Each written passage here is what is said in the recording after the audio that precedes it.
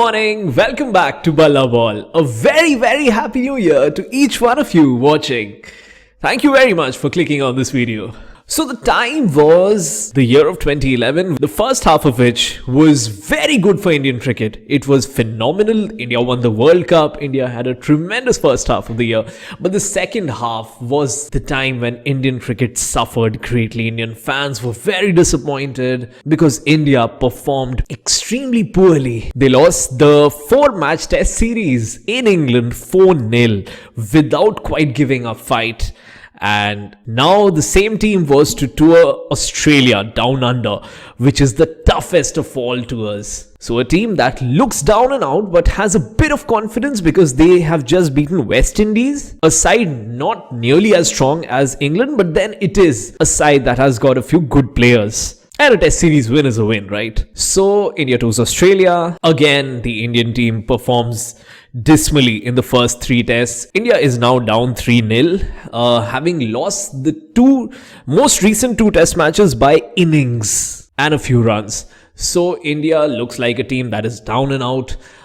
This is also the side that is to go into a transition phase very soon because the likes of Sehwag, Sachin, Rahul Dravid, VVS Lakshman, big names, legends of Indian cricket, are all past their peak and are nearing the time when they would be replaced, when they are not able to perform as per the standards they themselves had set. So youngsters do pitch in. Suresh Raina is given a go at number 6 in Test cricket, but he too has failed. So now Virat Kohli, the young man who is just playing his 8th test in this 4th test of Australia. He already has 350s to his name in the 7 test matches that he's played so far, including a 75 in the 3rd test against Australia itself. So there are a lot of expectations from this young boy, while there aren't a lot of expectations from the team as a whole because Indian cricket fans were completely disappointed.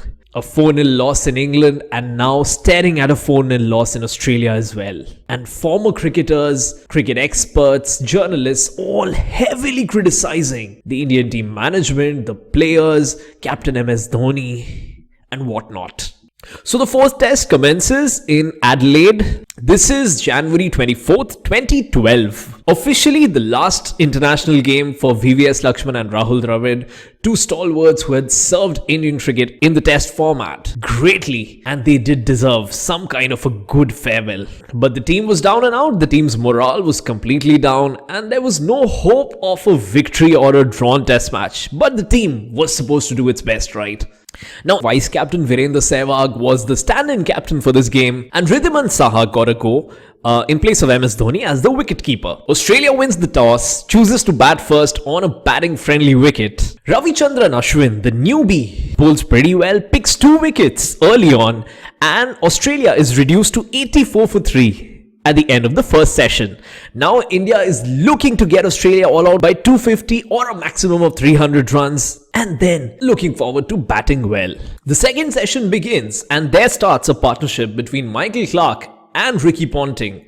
This partnership shatters all records as they both together add a record 386 runs. Yes, you heard it right. 386 for the 4th wicket. They shattered all Indian hopes. They hammered the Indian bowlers black and blue and broke all the Indian hearts. Australia ended their innings at 604 for 7 declared. India couldn't even get them all out. The Indian batters come out to bat. India again fails to put up a good start and India is now 122 for 5 at lunch on day 3. The Australian bowlers are bowling lethal bouncers. They are attacking the Indian batters. They're swinging the ball. They're seaming the ball. And the Indian batters are looking completely clueless. It looks like this too would end up to be an innings defeat for India, and India is now looking at getting all out below 200. The post-lunch session begins. Virat Kohli and Raina Saha are at the crease. They put up a solid partnership. They add 114 runs for the 6th wicket before Raina Saha is dismissed for 35. India are now 225 for 6. Still a much better position than being 122 for 5. At this point, Virat Kohli is batting on 91, not out, and he knows that there isn't any dependable batter around. So he has to quickly get his 100 and then also ensure that India is able to kind of avoid a follow-on, which was a very difficult undertaking at that juncture. As expected, India goes on to lose 3 wickets in a span of just 5 runs. India is now 230 for 8 and Virat is still away from his 100. Delving into the entire innings that Virat Kohli constructed.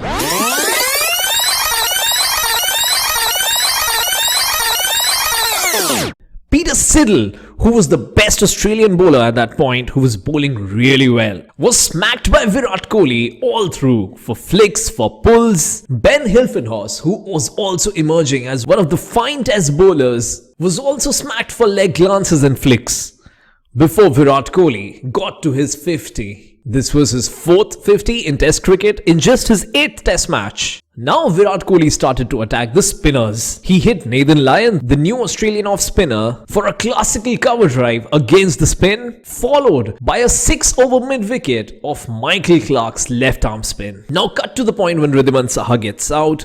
Virat Kohli is now facing Ryan Harris. Hits him for a classical square cut for 4. Now Virat Kohli is on 97. What follows is a great delivery and it looks like Virat might have edged it, but he's safe. He again survives the edge scare at 99 and thereafter a gentle cover drive for a single saw Virat Kohli getting to his 9th international 100 and his maiden test century, that too down under in Australia in a test series where India is at its lowest. What we observe here, is that Virat always had his eyes on the ball.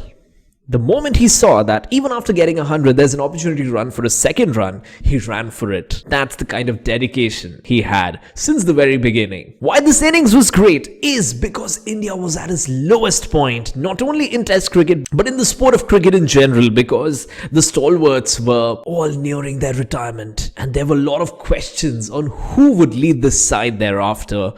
Who would be the players who would take this side further? Would MS Dhoni continue as captain? Some pull shots, some on drives, and a lofted cover drive follow. Virat looks like the lone warrior who's carrying the Indian team on his shoulders over here. Now Ben Hilfenhaus is brought back into the attack and a dipping low full toss gets the better of Virat Kohli as he's out LBW. Young Virat Kohli gets out at 116, but this innings is definitely special because of the kind of juncture it came at.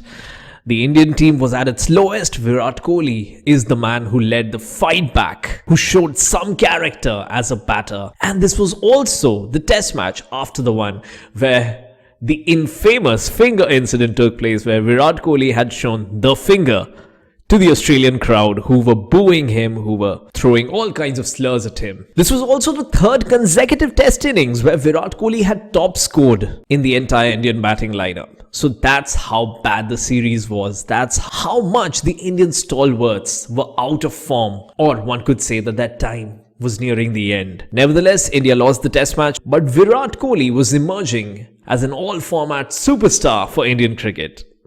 We'll soon be back with the story of the next international 100 of Virat Kohli. Thank you very much for tuning in. Do tune in again and again and again. Thank you. Bye-bye.